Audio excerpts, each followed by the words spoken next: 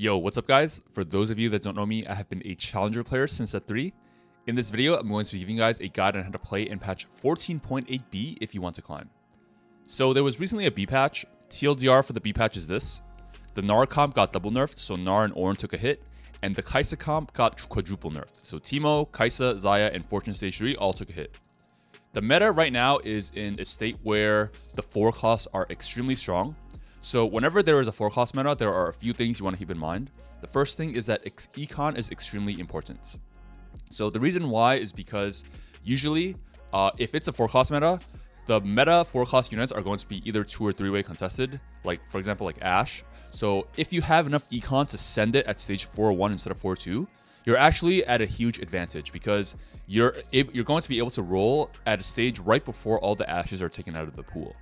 And if you're one of those people that are stuck rolling on 4-2, by the time you roll, a lot of the time, if the other players are high rolling, all the ashes are already going to be gone, so you're going to be stuck playing with like the leftover 4 costs.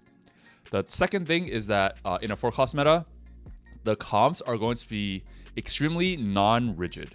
So what I mean by this is that like for every comp I give you in this video, you could sort of like, if you get like a random 2-star 4 cost unit, you generally want to try to fit in the unit into the board even if it breaks the synergies.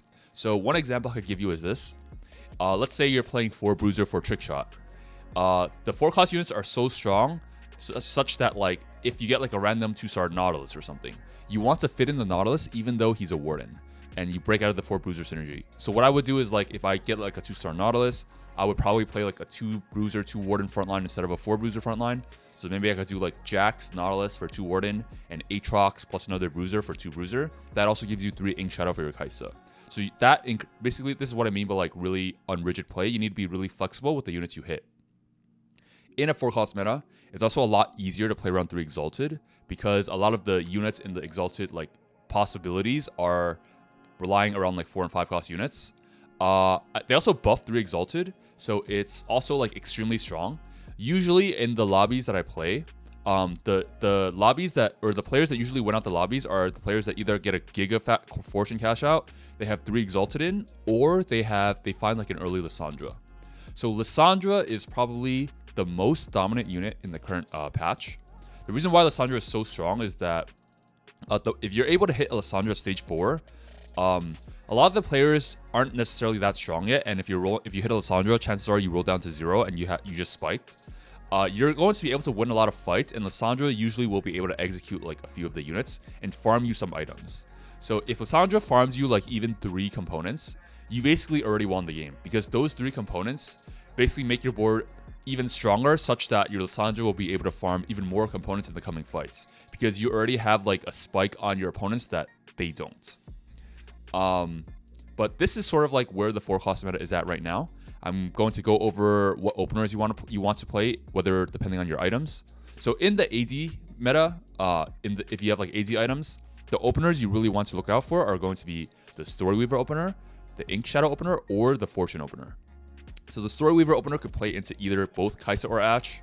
Obviously, Sivir could hold all your Kaisa Ashe items, and then Teemo could hold your secondary AP carry. So if you're playing into Kaisa, Teemo just stays on your board, and if you're playing into Ashe, then Teemo could hold like items for Azir or Lilia. Pretty good. Ink Shadow opener generally plays into Kaisa. It's kind of hard to make the pivot into Ashe, but I could see the line because the Ink Shadow opener does play around like the Warden's frontline and Alawi. So the pivot is available there if you hit like a random 2-star Ashe, but generally it is into Kaisa. You also have the Fortune opener. This is generally into Kaisa as well. Remember, Kaisa did get nerfed, but she's still pretty good if you get like a Fortune cash out. This lobby does win out. And remember, the comp isn't just for Bruiser 4 Trickshot. It's any 2-star 4 cost you hit. So like, let's say you Fortune opener into a level 8 roll down into Kaisa, random Nautilus 2, random Lissandra, it's still a win out because you hit Lissandra. If you have like Bruiser-ish items, you generally do have just 2 options. Reroll Gnar Kindred, which I would only play if you get like an early Dryad so you can start farming those stacks. Or you play into Vertical Heavenly.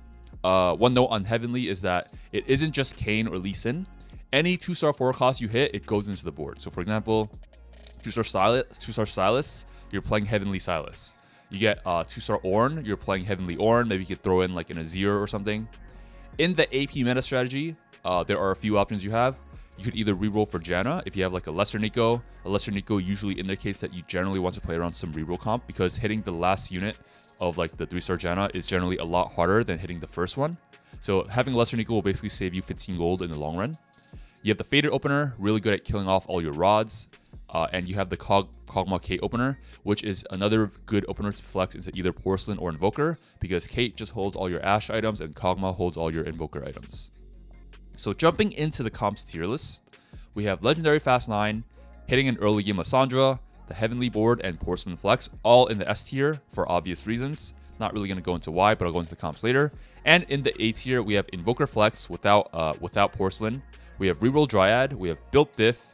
I'm going to include like Fine Vintage and Trash the Treasure in this as well. They all fall into the same category. All quite good. And we also have Vertical Faded. Econ guide is generally the same. I would say that if you have enough econ, you want to send it at 4-1 instead of 4-2, just because you're able to like roll before everybody else, before all the 4 costs are taken out of the pool. And we have the Augments. Briefly updated it. Is mostly the same though, compared to the previous Flex guide I released. And by the time this video is posted, I will be streaming. Would really appreciate it if you guys check my stream out, or if you have any questions at all. I also have another YouTube channel where I drop VODs of my gameplay, where I go through my thought process. So if you like that, come check out that YouTube channel as well.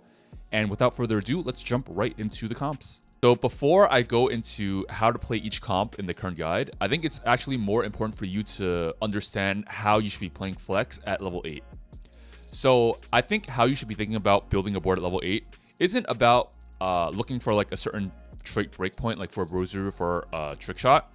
It's more about understanding like the combination of units that usually work well together. So for example, I would consider Alawi, Amumu, and Lissandra like a combo. It's like the Warden, Porcelain, Arcanist combo. Because if you notice, 2 Warden, 2 Arcanist, and 2 Porcelain. So this combo could actually fit into every single comp in the game. Like for example, you could usually make Alawi, Amumu, Lissandra fit into this board. So you have like a board like this. So these combos go together. We have another combo here with 2 Invoker and 2 Dryad. You could actually combo this with the Keima board. So this also makes a combo as well. Like you have the Dryad combo with the Trickshot backline combo. Another combo you could do is like the Dragon Lord combo. So for example, if you get like the 3 Dragon Lords, you probably combo these boards together. And this makes a board as well. So that's what I mean by like any comp at the level 8 late game board. It's very unrigid. It is more, each comp is usually just a combination of 2 or 3 different like set of units. So this could be a comp, Dragon Lord, Keima, whatever. This could be a comp. You have Keima Invokers. I think these two don't really combo well together, but you get the idea, right? Some combos work better with other combos. In this section, I'm going to go over each like combination of units you need to keep in mind when you're building a board at level 8. So obviously the Porcelain combo, we have the Trickshot combo with Udyr. This gives you 2 Ink Shadow with the 3rd Ink Shadow. You just need to play 3rd Ink Shadow units, 2 Invoker, 2 Dryad, and the D-Lord combo. In the extra tab, we have the Mythic combo. So we have the Lilia Nautilus +1. This could be a Nico or a Hui. This combo plays well into Lissandra because this gives you a 2 Arcanists for free. We have the Bruiser set combo.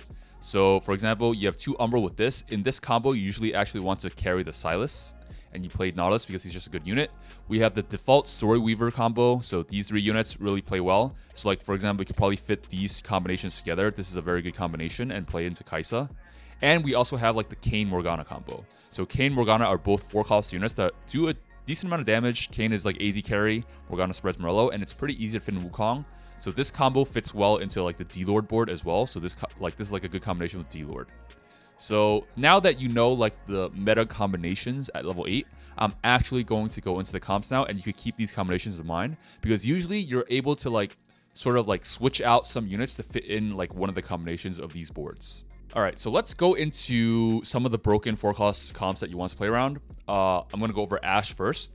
So Ashe is really strong for 2 main reasons. Reason number 1, she has the easiest access to Lissandra. And reason number 2 is she plays around a lot of the broken 4-cost units that recently got buffed. So for example, Annie, if you just find like a random Annie on stage 3, she literally just carries your entire stage 3 until stage 4. Also a really solid tank with really good traits. So Fortune and Invoker. Nautilus is also a really good unit. He is a unit that usually you don't want to itemize, but he's good because you don't have to invest items into him and he could still do a lot. Like usually he just CCs their entire team and he's so tanky for no reason.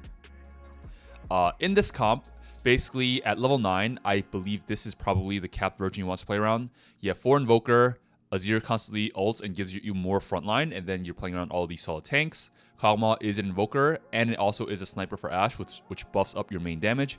And you have Lilia, which is 3 Mythic, gives you a little extra stats, and she's really your main spreader of Morello or anti-heal. So you want to put stuff like Morello, mana generation items on her, Shiv is pretty good. And Azir, he just generates more frontline for your entire team. Best in slot Ashe is going to be Guinsoo's, Last Whisper, and Gunblade.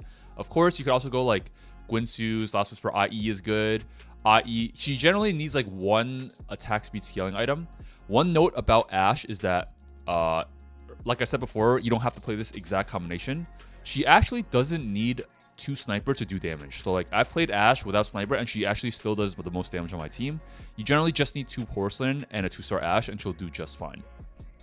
So like I said before, this is like the capped version. There are a few variations you can play. So let's say like you drop out of 4 Invoker, you don't play Keima and Lilia. The other variation you can play is you can play like the Ornn Udyr Azir combo. So this is another really, really strong board, and it like doesn't matter the exact board you play. As long as you have Lissandra, you will eventually win the game after you farm enough items. It's hard to get to this board, so there's like a few cheap variations I've included in this section. So for example, this is like a cheaper variation that you might be rolling for at level 8 before you find like Azir, Lissandra.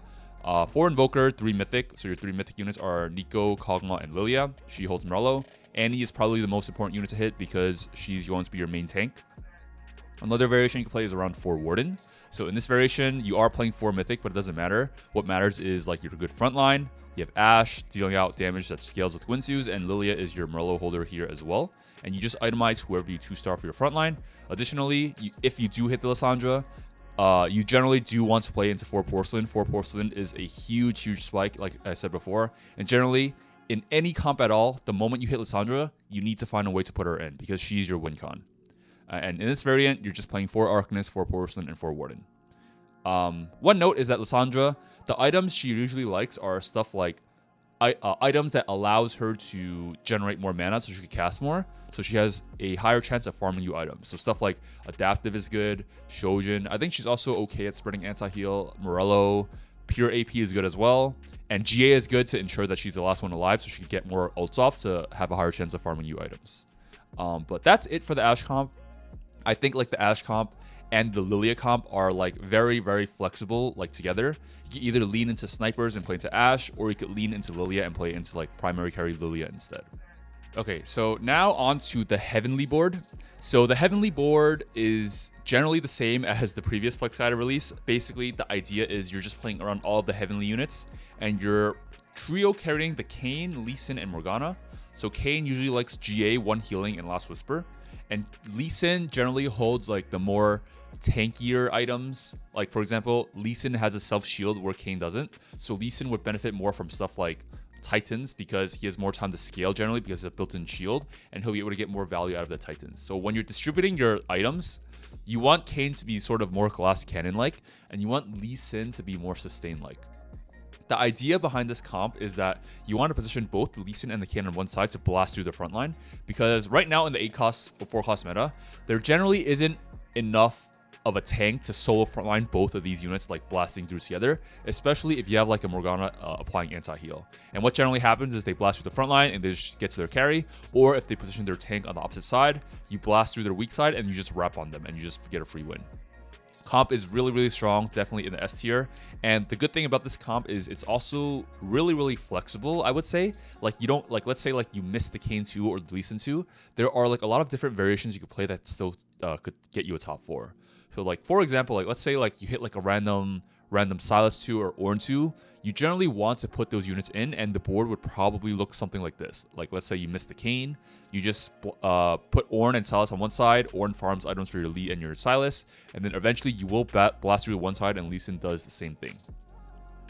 Additionally, like if you do find a Lissandra, like I said before, you do want to fit Lissandra into this comp. It's actually pretty easy to fit Lissandra in just because Neeko is an Arcanist and a Heavenly unit. So you just probably drop Wukong for Lissandra, and now all of a sudden your win con is Lissandra ulting units to farm items for your units. The capped version, like let's say you get like a heavenly +1, you generally want to go 9, and then you want to heavenly spout like your Diana or something, so you just throw in a random Diana. You get 3 Sajin, and then heavenly spout your Diana, 6 heavenly, and you start itemizing your Wukong. Generally a top 2, just a really solid comp. You probably will lose out to like the Ashe comps just because there's usually one Ashe player that hits like a Porcelain +1 or like an early game Lissandra, and because that comp does have like an easier access to Lissandra, they're just generally going to have more items than you, and you will usually get a second. But otherwise, the average placement for playing this comp is still very high. I will say though that this comp is very like combat augment dependent. Like you can't just go like triple econ augment and then full sack into level 8 and roll for this comp. The strength to this comp, in my opinion, is in the early and mid game and in the way it abuses like combat augments. So like, for example, the Darius opener is still fucking the most broken opener in the game right now. Usually it's like a free win streak in stage 3, and then it's like a super easy transition into Keina and Lee Sin. So like Qiyana and Darius, especially Qiyana, I don't know what they did to Qiyana. Qiyana is super strong right now. So like Darius could hold like all your Lee Sin items, and then Qiyana holds all your Kayn items, and then at level 8 you just do a double sell and then transfer over all your items to these units. Combat augments that are good in this comp are stuff like Gifts from the Fallen, just because like Kayn and Lee Sin usually are both the last to survive. Keepers is really good. Harnesses is pretty good as well. Little Buddies is also really good because you're playing like 1, 2, 3 little buddies, 4 little buddies. They just naturally fit into the comp because they're like the 1-star heavenly shitters. Really good with almost every single combat augment in the game. So on to Kai'Sa. I think although Kai'Sa got quadruple nerfed, which she deserved, she's still a very good comp in the meta, and she still wins out lobbies. And the reason why is because there's 3 meta openers that transition into her very easily. It's Fortune, which is absolutely straight still broken if you get it at 2-1. There's the Ink Shadow opener with Senna. You could also still reroll for Senna and play into this. Or you have like the standard Storyweaver opener, Sivir Teemo, which did get nerfed, but still good in my opinion. This would be the default level 8 board you want to roll for. But as I said before, in a 4-class meta, you want to be playing around like combinations of units. So in the 4 Bruiser and 4 Trickshot board, generally at level 9, you generally just put in an Udyr and get 3 Ink Shadow in. But you don't have to play around like 4 Trickshot or 4 Bruiser. So say for example, like you get like a random 2-star Nautilus or something, or like a random 2-star set. You generally do want to drop out of 4 Bruiser. So for example, you could play a board like this, 4 Trickshot still, and you still get 3 Ink Shadow this way, and instead you're dual carrying the Kai'Sa and the Sylas. You're doing carrying the Sylas because if you have like a lot of AP tank items like Spark, Hodge, Crown Guard, this is a very good variation to play into because Sylas with Umbral actually is able to wrap onto their backline and do a lot of damage. Additionally, you could eventually like play into Azir or something instead. Here you're playing around the Ornn, Udyr, and Azir combo, and you're playing around a second Invoker like Annie. This is probably an even stronger board compared to the other 2 because you're dropping out of Sivir and Teemo, which is 2 really like not very strong units late game. You have 2 threats here. Azir is a threat, and Annie and Sylas and Udyr are also 3 threats in the front line as well. I think that this Trickshot board is actually like the highest cap version compared to the other 2 just because you're playing around all these 4 and 5 cost units. And additionally, you also have the Dragon Lord combo. You combo like the backline trick shots with the Dragon Lords, and your board would then look something like this. You have Volibear for your 3 Ink Shadow with Duelist for Lee Sin, and you're just playing like Dragon Lord. Oh, sorry, you're not playing Rakan. You're probably playing Diana. So you have Diana here instead for D-Lord, and it's really strong. So next up is going to be the Faded comp. I'm not going to go into too much detail on this just because it's pretty similar to the previous patches. Generally, you play into this if you have Faded +1 or you get early game Yasuo 2 or Ahri 2. Early game, you link these 2, and then mid game, you link Thresh and Yasuo, and then late game, you link Thresh and Set. Itemization of Philios is generally the same. Gwen2's Red Buff Deathblade. Syndra holds all your remaining tiers and rods.